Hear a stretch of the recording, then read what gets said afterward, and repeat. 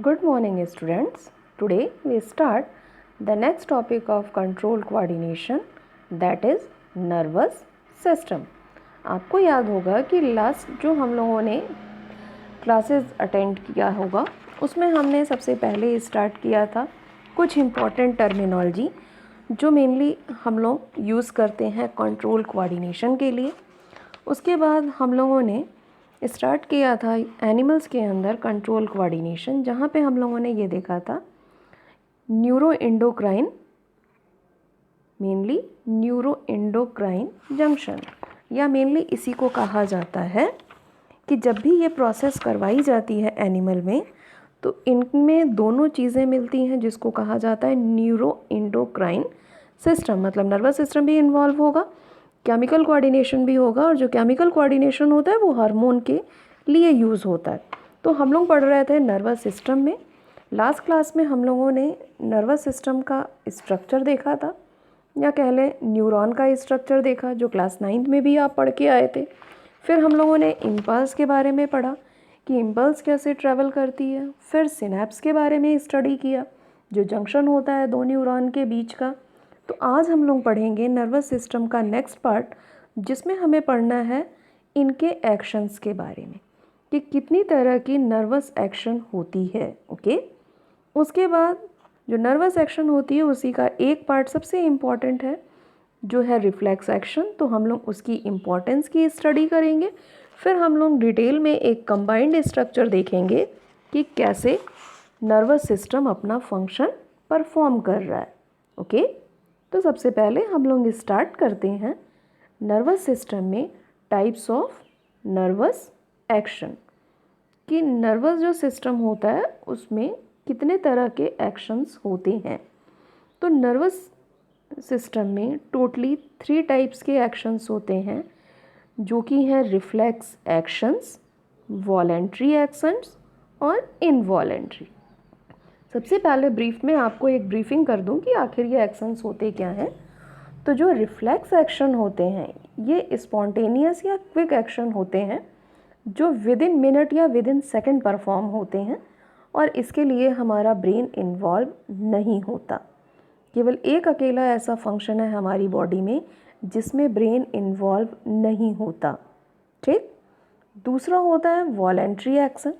Voluntary action वो action होते हैं जो हमारे माइंड के कंट्रोल में होते हैं, लेकिन ये मेनली हमारी जैसे मूवमेंट होती है लेग और आर्म की, उनको कहा जाता है वॉलेंट्री एक्शन।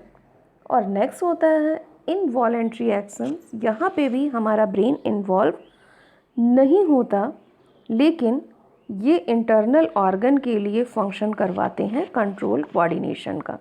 इसका मतलब क्या हुआ कि जो इनवॉलेंट्री एक्शन होती है उसका मतलब होता है control and coordination the functioning of internal organ. मतलब जो स्टिमुलस आई है उसके अकॉर्डिंग जो ऑर्गन में फंक्शन हो रहा है वो हमारी इंटरनल ऑर्गन में होता है, और इसको गवर्न कौन करता है? इनवॉलेंट्री एक्शंस गवर्न कर रही हैं। ठीक, अब मेनली आपने जैसे पढ़ा होगा 3 तरह की मस्कुलर टिश्यूज़ होती हैं, इनवॉलेंट्री, वॉलेंट्री और कार्डियक। ये हम लोग अभी और डिटेल में पढ़ेंगे इस चैप्टर्स में। तो एक्शंस तो आप जानते हैं जिस पे हमारे ब्रेन का कंट्रोल है वो होता है वॉलेंट्री एक्शन। दूसरा, जो हमारे जैसे हमें पेन को उठाना है तो हमारा ब्रेन गवर्न किया और हमने डायरेक्टली पेन को उठा लिया, या पेन उठा के हमने लिखना स्टार्ट किया, जिसमें हमारा विल पावर इन्वॉल्व है, तो वो हमारी वॉलेंट्री एक्शन है। इनवॉलेंट्री, जहाँ पे हम विदाउट कंसल्टिंग द विल, बिना सोचे हम काम को करते हैं, या हम कहें कि उस फंक्शन को हम रोक नहीं सकते जल्दी।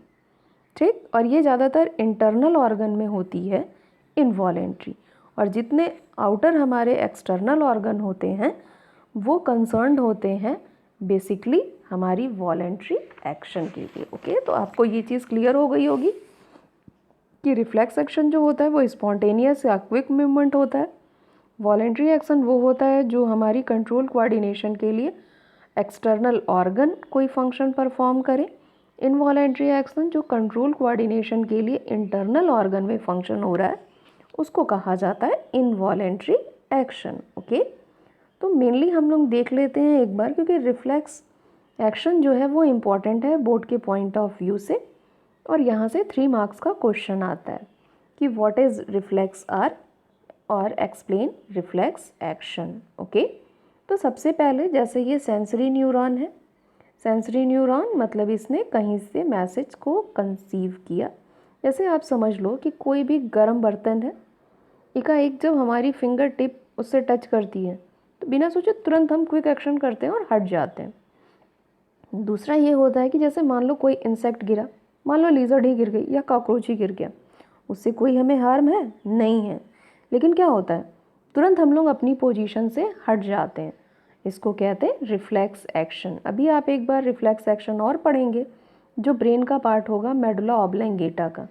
तो 2 रिफ्लेक्स एक्शन में डिफरेंस क्या है? जो ब्रेन वाले के थ्रू रिफ्लेक्स एक्शन होता है उसमें हम अपनी पोजीशन से नहीं हटते। जैसे स्नीजिंग है, हुआ तो तुरंत, लेकिन हम अपनी पोजीशन से हटे तो नहीं। लेकिन दूसरा रिफ्लेक्स एक्शन जैसे कोई छिपकली गिर जाए, कोई कॉकरोच आ जाए, या फिर मान लो किसी गर्म चीज़ से हमारा हाथ सड़ जाए, तो हम क्विक रिस्पॉन्स करते हैं और वहाँ से हट जाते हैं। उसको कहते हैं रिफ्लेक्स एक्शन, जो कि मेनली हमारी नर्वस सिस्टम कराती है। तो सबसे पहले यहाँ पे कोई स्टिमुलस आई जिसको डेंड्राइट ने पिक किया, ये सेंसरी न्यूरॉन के थ्रू ट्रांसफ़र हुआ, ये यहाँ से स्पाइनल कॉर्ड के पास गया। ठीक, ये ब्रेन के पास नहीं जाएगा। स्पाइनल कॉर्ड कहाँ होता है? जो हमारी बैकबोन का पोर्शन होता है, जो बीच में बोन लगी रहती है, उसको कहते हैं स्पाइनल कॉर्ड। ये वहाँ पे जा रहा है, लेकिन वहाँ से ब्रेन में ट्रांसफ़र नहीं हो रहा है, इसीलिए ये क्विक एक्शन होता है। क्योंकि ब्रेन के पास जब मैसेज जाता है तो वो पहले उस पर सोचता है, फिर उसके बाद एक्शन परफॉर्म करता है। फिर यहाँ से ये पूरा का पूरा तुरंत मैसेज कन्वे होके मोटर न्यूरॉन के पास होता हुआ डायरेक्टली मसल्स में आता है, और मसल अपना फंक्शन क्विकली परफॉर्म कर देती। और ये जो पाथवे आ रही है सेंसरी न्यूरॉन से spinal cord then motor neural fibre, इसको कहते हैं रिफ्लेक्स आर्क। ओके, आर्क का मतलब होता है पाथवे। ध्यान से एक बार इस डायग्राम को चेक कर लो कि सबसे पहले डेंड्राइट में मैसेज आया, वहाँ से सेंसरी न्यूरॉन ने रिसीव किया, वहाँ से मैसेज ट्रांसफ़र हुआ स्पाइनल कॉर्ड के पास। ये मैसेज ब्रेन में नहीं जाता, स्पाइनल कॉर्ड से वो ट्रांसफ़र होके आ रहा है मोटर नर्व फाइबर के थ्रू और पहुँच रहा है इफेक्टर मसल के पास। इफेक्टर मतलब जहाँ पे वो रिस्पॉन्स करना है। ओके, अब एक बार वापस से इनका एक फ्लो चार्ट चेक कर लेते हैं। तो फ्लो चार्ट में सबसे पहले आ गया है इनका स्टिमुलस। तो स्टिमुलस में मेनली, स्टिमुलस मतलब कोई भी बाहरी जो कह लें कि चेंज आया इन्वायरमेंट में, उसको रिसीव किया रिसेप्टर ने, मतलब जहाँ पे सेंस ऑर्गन होगी स्किन की एरिया मान लो, ये वहाँ से ट्रांसफ़र होगी सेंसरी न्यूरॉन में। सेंसरी न्यूरॉन के बाद ये स्पाइनल कॉर्ड में ट्रांसफ़र करेगी। स्पाइनल कॉर्ड मैसेज उसको तुरंत कन्वे कराएगा और ये चली जाएगी मोटर न्यूरॉन के थ्रू वापस आती है, क्योंकि सेंसरी मैसेज लेके जाती है और मोटर जो होती है उस मैसेज को वापस लेके आती है।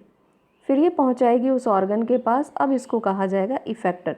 रिसेप्टर उस ऑर्गन को कहते हैं जहाँ पे सबसे पहले मैसेज पिक होता है, और इफेक्टर उसको कहते हैं जो मोटर न्यूरॉन मैसेज लेके आती है उस ऑर्गन के पास, तब उसको इफेक्टर कहते हैं। और उसके बाद ही वहाँ पे कोई फंक्शन रिस्पॉन्स होगा। ओके, तो ये होता है मेनली कंप्लीट हमारा रिफ्लेक्स एक्शन। अब हम लोग देख लेते हैं इनकी इम्पोर्टेंस। किसकी इम्पोर्टेंस? ये इम्पोर्टेंस हम लोग देखेंगे रिफ्लेक्स एक्शन की, कि रिफ्लेक्स एक्शन का क्या इम्पोर्टेंस है हमारे लिए। तो सबसे पहला इसका काम होता है ओवरलोडिंग। ओवरलोडिंग का क्या मतलब हुआ कि ये ब्रेन को ओवरलोडिंग से बचाता है। कैसा मतलब? इसका मतलब ये होता है कि पूरी बॉडी का एक भी जो फंक्शन होता है, चाहे रेस्पिरेशन है, चाहे एक्सक्रीशन है, सर्कुलेशन है, हर जगह पे हमारा ब्रेन इन्वॉल्व होता है। मतलब कोई भी जो मैसेज जाती है न्यूरॉन के थ्रू वो डायरेक्टली ब्रेन में जाती है, और ब्रेन सोचने के बाद उस एक्शन को परफॉर्म कराता है। ओके, यहाँ तक कि जो चीज़ें भी हम देख रहे हैं उसकी इमेज हमारी आई के थ्रू ब्रेन में जाती है और वहाँ वो स्टोर होती है, फिर हम दोबारा जब देखते हैं तो उसको आइडेंटिफाई कर लेते हैं। ये सारी जो ओवरलोडिंग ब्रेन में हो रही है उसको प्रोटेक्ट करता है हमारा रिफ्लेक्स एक्शन। जैसे क्विक एक्शन करवाना है तो ब्रेन के पास मैसेज जाएगा तो समय भी लगेगा, उस चीज़ों को अवॉइड करने के लिए और ब्रेन के ऊपर प्रेशर कम पड़े इसके लिए रिफ्लेक्स एक्शन वर्क करता है। तो ये उसका बहुत बड़ा इम्पोर्टेंस हुआ कि ब्रेन को ओवरलोडिंग से बचा रहा है या चेक कर रहा है। नेक्स्ट होता है सर्वाइवल वैल्यू। मेनली उनकी अपनी एक प्रॉपर सर्वाइवल वैल्यू है, क्योंकि उसके बिना अगर हमें ये नहीं होता, जितने भी एनिमल होते हैं उनमें रिफ्लेक्स एक्शन नहीं होता। ठीक, अब हम लोगों में ये होता है, इसीलिए हम लोग कोई भी फंक्शन क्विकली रिस्पॉन्स कर पाते हैं। क्विकली रिस्पॉन्स मतलब immediate response, otherwise that stimuli harm us. Okay, मतलब कोई स्टिमुलाई ऐसी आई, कोई ऐसा इन्वायरमेंट हमने देखा, इन्वायरमेंट में चेंज आया, जैसे गर्म बर्तन है, एकाएक हमने टच किया और तुरंत अगर ब्रेन के पास मैसेज है तो हटाने भर में ही उतना हाथ जल जाएगा, तो हम क्विक रिस्पॉन्स करते हैं। ठीक, मेनली ये क्यों कर रहे हैं? रिफ्लेक्स एक्शन की वजह से कर रहे हैं। नेक्स्ट होता है कोऑर्डिनेटेड रिफ्लेक्सेस। कोऑर्डिनेटेड रिफ्लेक्सेस का क्या मतलब होता है? इसकी वजह से हम कई सारी दूसरी एक्टिविटीज़ कर पाते हैं, जैसे रीडिंग है, राइटिंग है, टाइपिंग है, प्लेइंग अ म्यूज़िकल इंस्ट्रूमेंट है। ये सारा हम क्यों कर पा रहे हैं? रिफ्लेक्सेस की वजह से कर पा रहे हैं, माइंड को सेट करके। ओके, अब नेक्स्ट हम लोग पढ़ लेते हैं फंक्शंस। तो ये किसका फंक्शन है? ये फंक्शन हम पढ़ रहे हैं नर्वस सिस्टम के लिए, कि नर्वस सिस्टम में हम लोगों ने उनका एक्शन देख लिया कि कौन से एक्शंस वो परफॉर्म करा रहे हैं, उनका स्ट्रक्चर कैसा है, दो न्यूरॉन आपस में कनेक्ट कैसे हो रहे हैं। तो अब हम लोग लास्टली पढ़ लेते हैं कि नर्वस सिस्टम का मेनली फंक्शन क्या है। तो सबसे पहले तो इनका फंक्शन होगा कंट्रोल और कोऑर्डिनेशन के लिए। कंट्रोल आपको पता है कि नर्वस सिस्टम जो होती है एग्जर्ट कराती है कंट्रोल को over the function of different tissues, organ and parts of the body. Control का मतलब होता है कि अपने को इन्वायरमेंट के अकॉर्डिंग कैसे चेंज करके फंक्शन करना है। कोऑर्डिनेशन का क्या मतलब होता है कि जो डिफरेंट इंटरलिंक्ड ऑर्गन्स हैं वो एक ही एक्टिविटी को कैसे परफॉर्म करें। जैसे मान लो हम कोई भी चीज़ खा रहे हैं तो माउथ से हमारे स्टमक तक जाना है, तो बहुत सारे ऑर्गन इन्वॉल्व हो गए, उसको कहते हैं कोऑर्डिनेशन का फंक्शन। और यहाँ पे भी मेनली हमारी नर्वस सिस्टम ही इन्वॉल्व होती है। इसके बाद आता है सराउंडिंग। सराउंडिंग का क्या मतलब है? मेनली ये जो एनिमल होते हैं उनको अवेयर कराता है अपनी सराउंडिंग से। कैसे अवेयर करा पाता है? क्योंकि उनके पास सेंस ऑर्गन के साथ नर्वस सिस्टम अटैच होती है। ओके, इसके बाद फंक्शन होता है इंटरनल इन्वायरमेंट। इंटरनल इन्वायरमेंट का क्या होता है कि बाहर से जो इन्फॉर्मेशन वो गैदर करता है वो इंटरनल ऑर्गन तक भी भेज रहा है ताकि वो उसी हिसाब से अपने को एडजस्ट कर सकें। इसके बाद लिखा हुआ है हायर फैकल्टीज़। हायर फैकल्टीज़ का क्या मतलब हुआ? इसका मतलब होता है कि बहुत सारी हम लोग अलग तरह की सोच को रखते हैं, या हमारा ब्रेन एक अलग तरह का फंक्शन कर रहा है जिसको हमारे लिए नर्वस सिस्टम ही मैसेज लेके आती है। तो ये होता है इंटेलिजेंस। दूसरा हो सकता है रीजनिंग, मेमोरी, इमोशंस। ठीक, ये सारे फंक्शन होते हैं वो बेसिकली हमारे नर्वस सिस्टम के थ्रू ही होते हैं। अब लग रहा होगा नर्वस सिस्टम के थ्रू कैसे हो रहा है? ये सब काम तो हमारा ब्रेन करा रहा है। तो ब्रेन को मैसेज कन्वे कौन करा रहा है? ब्रेन को मैसेज करवा रहे हैं हमारे नर्वस सिस्टम। इसके बाद आता है रिफ्लेक्सेस। रिफ्लेक्सेस का मतलब यही जो क्विक रिस्पॉन्स होता है या इमीडिएट ऑटोमेटिक रिस्पॉन्स कर रहे हैं, किसके थ्रू? हार्मफुल स्टिमुलाई के थ्रू। तो मेनली ये सबसे बड़ा रोल होता है नर्वस सिस्टम का। Okay, that's all for today. Thank you.